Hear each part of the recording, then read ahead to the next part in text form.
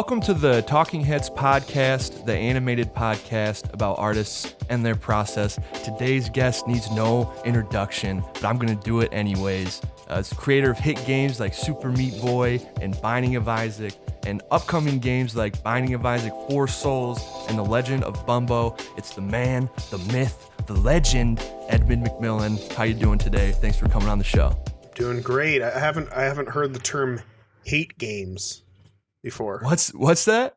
Isn't that you said hate games? No, I said hit games. What? Say it again. Creator of hit games, like they were hit games. Okay. Yeah. I was like, hate kinda, games. Okay, yeah, sure. Yeah, I'm kind of interested to see what a hate game is actually now that you say it. Well, I'm sure it's my games. I'm just gonna. That's gonna be my thing now. I make hate games. You had to coin that one. Yeah. Hopefully it doesn't get confused with hate crimes.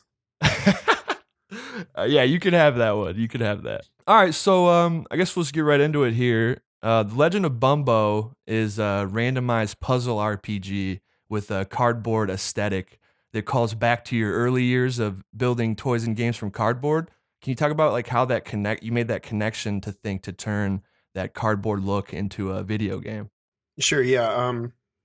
Initially it was going to be, the theme was bums digging through garbage, and they were going to be puppets. And that's what like the initial sketches were. It was like, I wanted to do bums fighting over like garbage piles and you like sift through the garbage and you kind of make like spells, or you'd in the original, you'd make like different types of combinations of different things you'd find, like metals and cardboard and whatever else, and then you throw them at the oncoming bums, and then you'd go and buy booze with whatever money you got from the items. And that's how it initially started. So it was like this kind of, it had a kind of like a puppety kind of handmade look to it, and it was 3D. And James and I were talking about it more, and then I realized that like in Isaac, the little bum characters are some of my favorite characters, and even my wife has one tattooed on her arm. And people at that point were like really into Bumbo, and like Bumbo was like the coolest thing on Reddit. And I was like, it would be really cool to like re-explore that character a little bit, like flesh him out, because he's kind of dumb and, you know, he just wants something. It's just this primitive greed theme. Yeah. And I liked it. So I thought it was fitting. And when we discussed how to kind of wrap it up, I wanted to wrap it around Isaac, of course, and it was going to be like a prequel to Isaac. And both James and I had similar upbringings where I think we were both like, we had divorced parents that when we were poor, and we relied on, you know, drawing and creating things. Like I did a lot of like flip books, and I had a bunch of cardboard boxes that I would draw stuff on when I was little. And he had a very similar experience too, and he would draw on like dot matrix printer paper and stuff like that. And we kind of talked about that a little bit, and then we talked about more of like having this kind of be an imaginary world that kind of walks the line of like reality, kind of in the way that Isaac does. Like in Isaac, when the game starts, you're confronted with a story that is being told to you via drawings, so it's not reality. It's like you don't it's still through the filter of a kid, and you don't know what's real and what's not. And Bumbo's the same, where, you know, there's a story happening, but you're meant to question the reality of the story because it's actually, you know, it's all puppets, it's all cardboard. Yeah. And you know, it kind of, we got to pull from really fun, lonely feelings of being a kid, being all alone and being poor.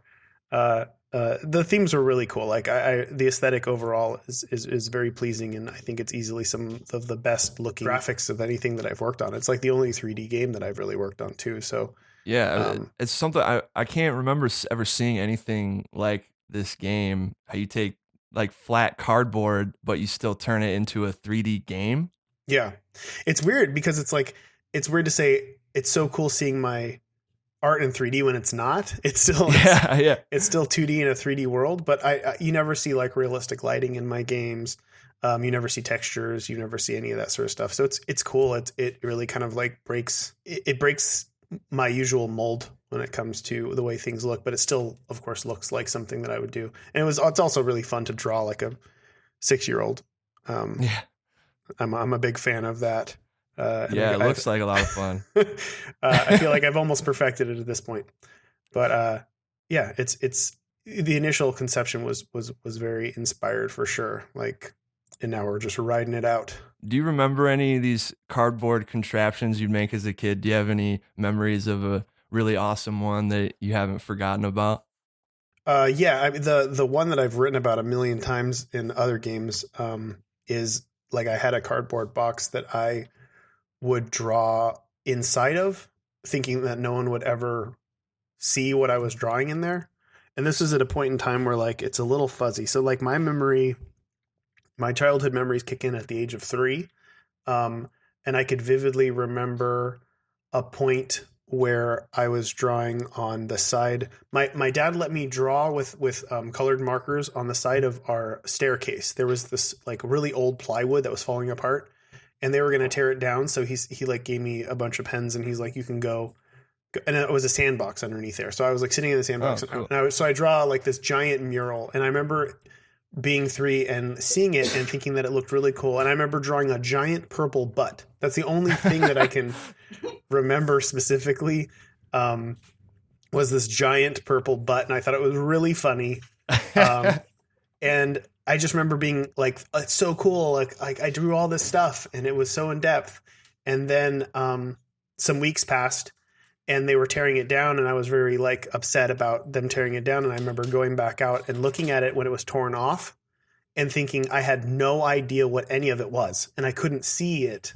Like it didn't translate. There was a point in time where I could recognize the cutoff of like, it was some insane thing, like some little kid chicken scratch that's what I saw. But when I was younger, just by a few weeks or a month, I saw it and I could see it, and I can see it for this really crazy in-depth world that I was making. And then the giant purple butt.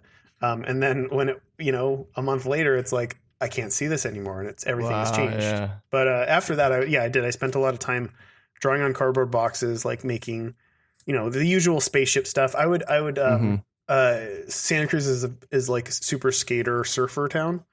And I grew up here, and everybody around me it was huge. Skateboarding was really, really huge in the 80s here and into the 90s. Even Tony Hawk was here. I didn't know who he was, but everybody was freaking out about him when he visited a few times. But I had a skateboard, but I couldn't skateboard. Like I couldn't stand up. I was a fucking little fat kid. Like it's not, it's just not becoming of me to, oh, look at this cool little fat kid who's falling off of his skateboard constantly. So I'd do the fat kid thing where I'd get down on one knee and I'd kick with the other. There foot. You go. Yeah, there you go. I'd do the luge situation. I'd find a hill and I would lay back down on the skateboard and I'd fly down the hill without caring if there was a car coming up. And I got to a point where I had made this spaceship thing, but all the drawings are on the inside, so keep that in mind. So I made I had this giant cardboard box that I laid down on inside, like I laid inside of it, put it on the skateboard, and I had all these dials, all the spaceship sort of dials and a bunch of other weird shit all over everything. And then I cut one little square out that I could see through, and then I just would go down hills in this cardboard box. In the box? Yeah. And then and in my mind I thought I can't be hurt because of the box. It's like a cushion. And I wouldn't. I didn't get hurt. And I would always like run into something and I'd fly off. The cardboard box would be destroyed. And that was it. Nice. That's awesome. Yeah. And I definitely I definitely share with James the weekend dad visits, and like my dad always complained about money not having it. We can't have fun because we don't have money. I remember hearing that all the time because my mom took all of his money, and now we can't do anything. And he had to watch his ball game. So I would always, just grab a bunch of his. He also had a dot matrix printer as well, and I would grab a bunch of his paper and I would do I do little animations and I like flip book it. So I did a lot of that when I was little too, and it all kind of comes full circle. I mean, Isaac was about that time for me, how I felt when I was young like that. kind of feeling like an outcast and everything else. And I try. We're trying our best to pull from that time creatively. So it's another way to kind of expand the feelings and overall aesthetic of Isaac and kind of let it bleed together. There's an intent. It's not just because it looks cool or whatever. There's a theme to it that we're trying to push forward. Speaking of Isaac, so Four Souls, you've adapted the game into a tabletop card game. Did you notice any parallels or major differences or hurdles you had to jump over between video game design and kind of more traditional tabletop design? Yeah, it's a really nice. I thought it was going to be very similar, but it was totally night and day. Like, it's not remotely the same. Like, there's much more of an instant gratification, instant feedback loop for tabletop stuff. Like with games, you usually lock yourself in a room for months, and then once you're happy enough to like show somebody else, you show one or two people, and then it's like, well, I have to change a million things, and it's going to take a few weeks, or months to do that, and then you lock yourself in the room again, and you keep coming out like every once in a while, and it's super isolating. It's a antisocial experience. It really is like this very introverted, at times very depressing and isolating, setup. And with a card game that's focused on multiplayer, it was literally every day, every other day, friends coming over and playtesting, and it was instant. Like in the first prototype, playing it with my wife and stuff, and having her excited about a dice roll, it was instant gratification. Like I could see where the fun was. I could see people having fun with it. And not only is it like makes you feel like, oh, I've made something that's cool and that people are going to like, but it's also a motivator to continue to make it better because you see it. And that's something that in digital games, you really are like just crossing your fingers and hoping that since you're having fun, other people will have fun. But you never really get, I mean, with Let's Plays, I guess you do now, but for years, it was very hard for me to get any kind of gratification like from other people playing my games because I'm just hoping they like it. I'm hoping that their responses are genuine. I'm hoping that the reviews aren't just, numbers and they're actually experiencing what I'm putting down and enjoying it.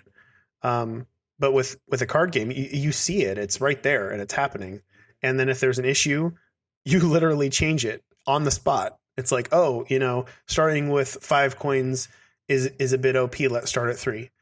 Drawing at the end of the turn isn't working. Let's draw at the beginning of the turn and allow a player. It's just like so many easy changes. Like within the first 3 play sessions, I done a lot of play testing with Tyler Glale, who I work with on a bunch of stuff, and the End is Nigh was the last one that we put together, and Okay, yeah.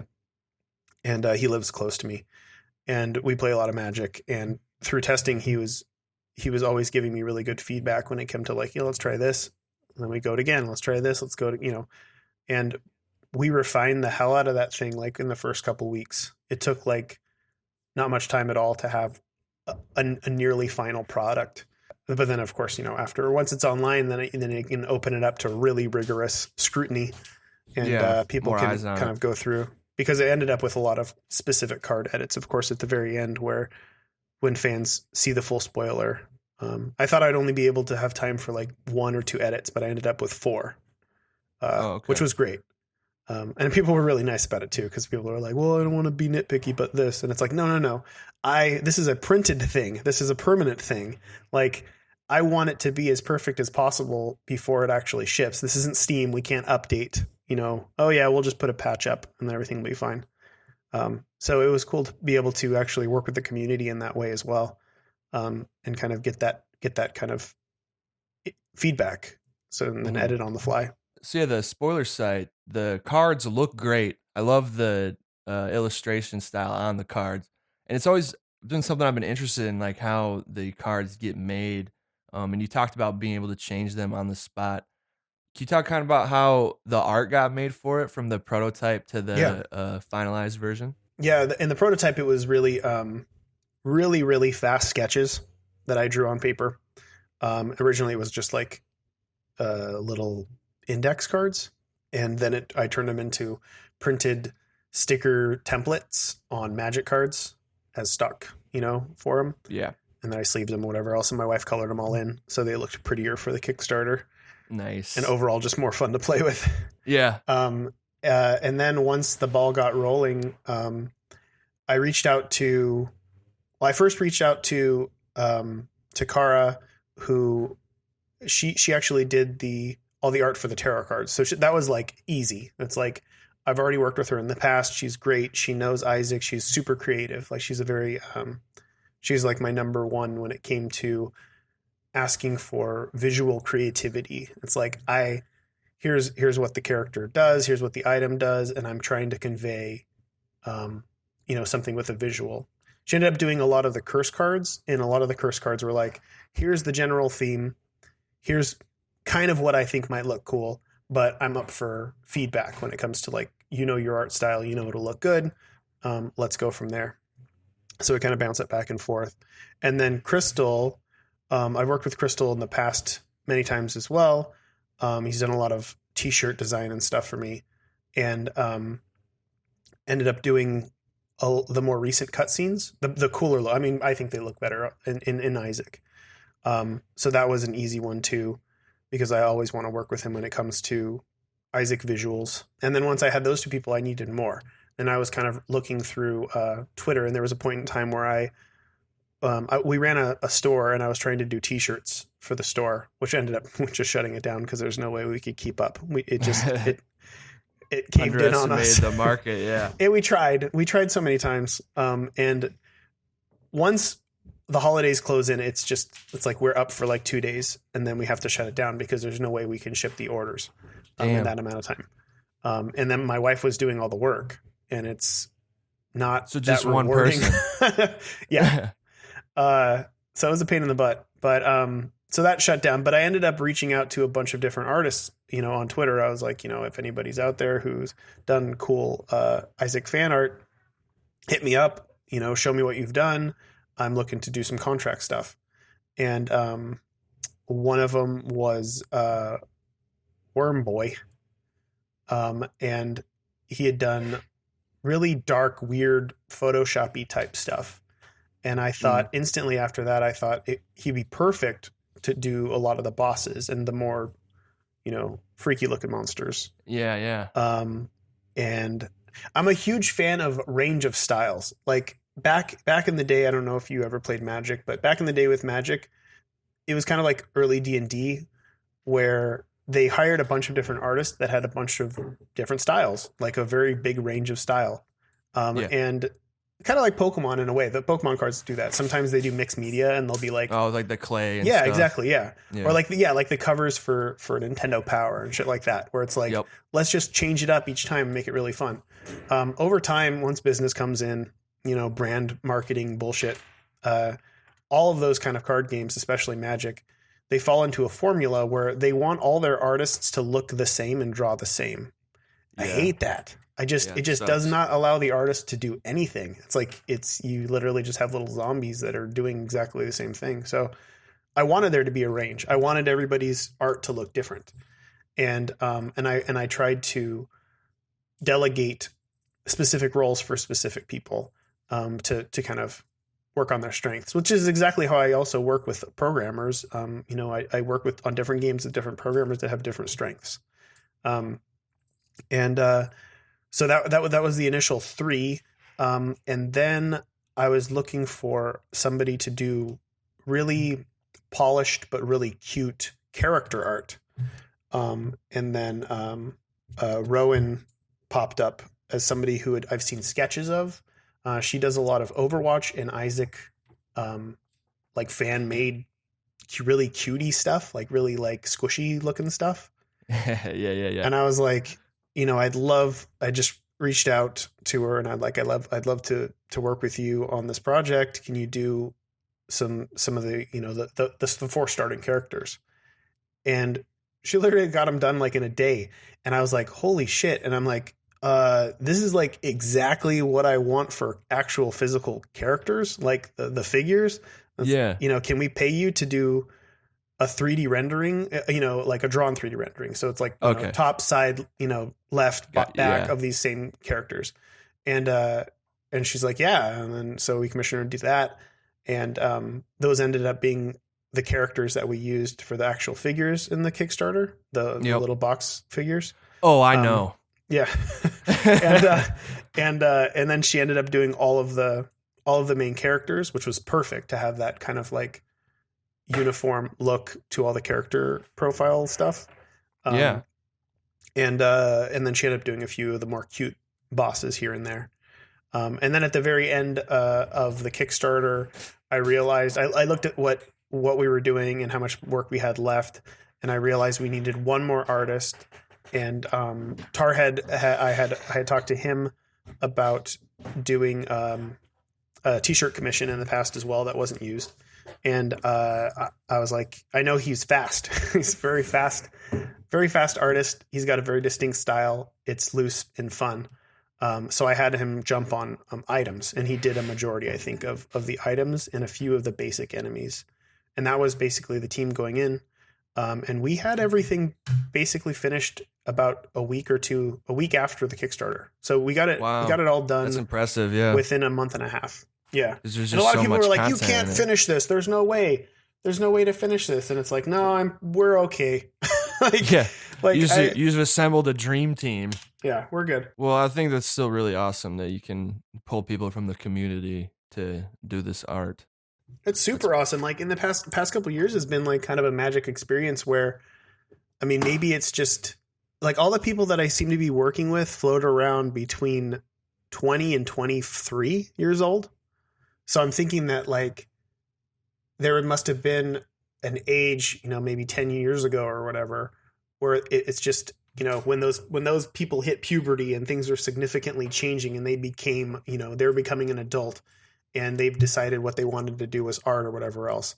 For whatever reason, my work was inspiring to them and motivated them to do something. And now they're old enough for me to work with them, and they've gotten really good. And this goes beyond just the artists that I'm working with. I'm also working with Vin currently, who did Anti-Birth, which was the really popular fan mod for Isaac.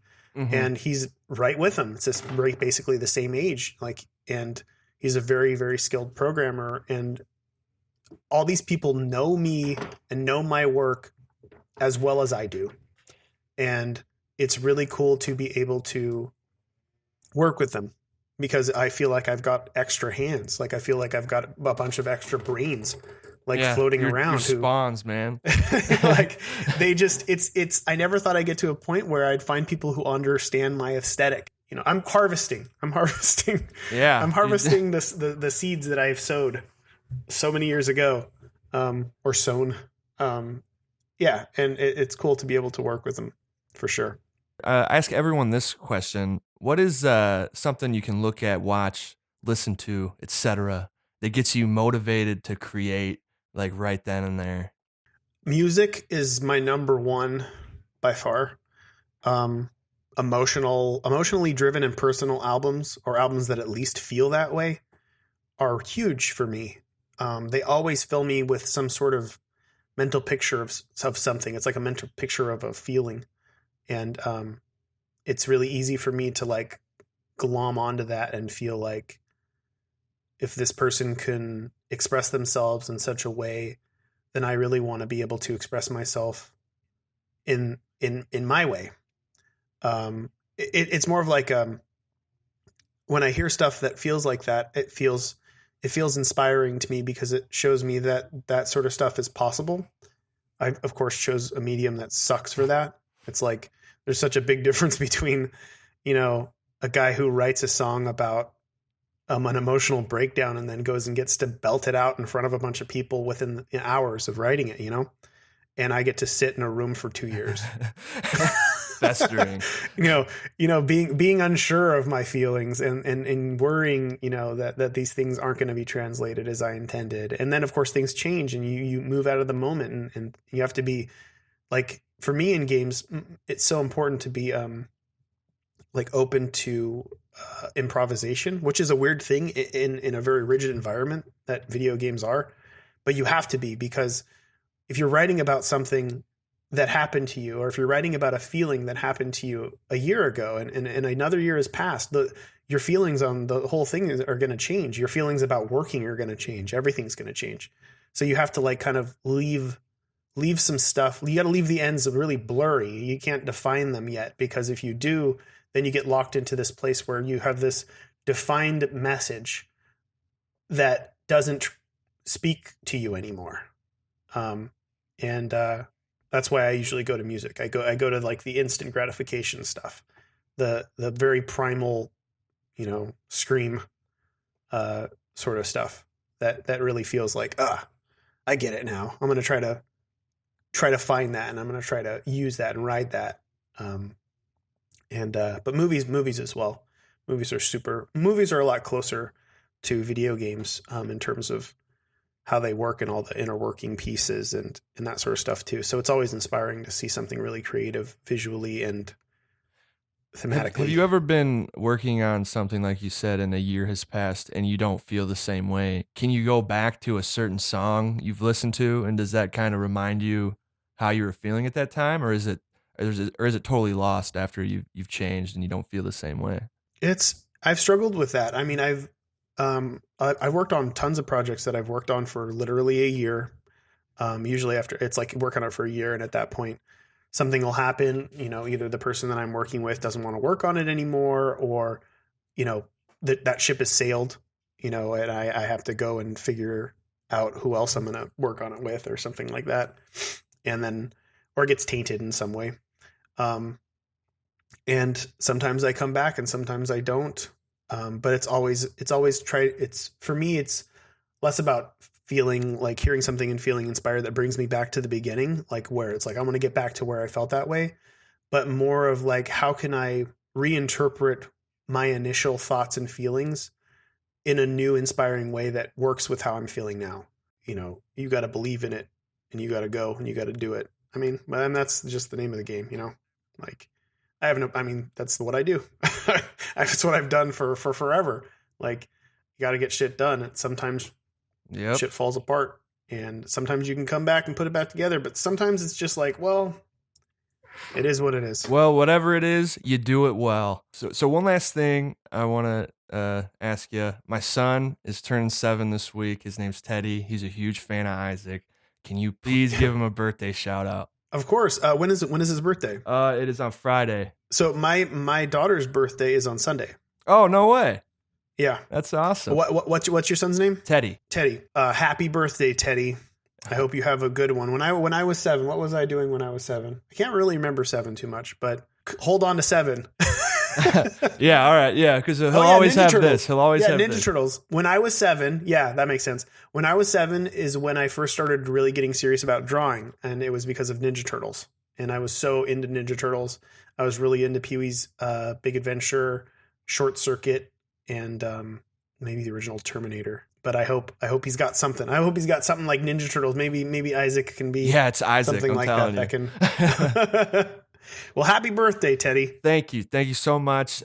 Thanks again for coming on the show. This is still kind of surreal for me. I know I'm looking forward to get my hands on Four Souls and Bumbo, like a lot of people. Is there anything else you want to plug or tell people where to go to find out more about these two games? My Twitter, Edmund McMillen on Twitter. That's my hub at this point. Yeah, I will update with all the information there. And there's going to be a new Isaac expansion probably early next year. Hell yeah. The final one. It's kind of a re-envisioning of Anti-Birth, the fan mod. Final one until the sequel, right? Final until the sequel. Final expansion. I'm done on expansions. Okay. Until the next one. Before, but until next time. Yeah. All right. Well, I'll leave a link to your Twitter in the description of the video. I'm Ben. This has been another episode of Talking Heads. Thanks for watching.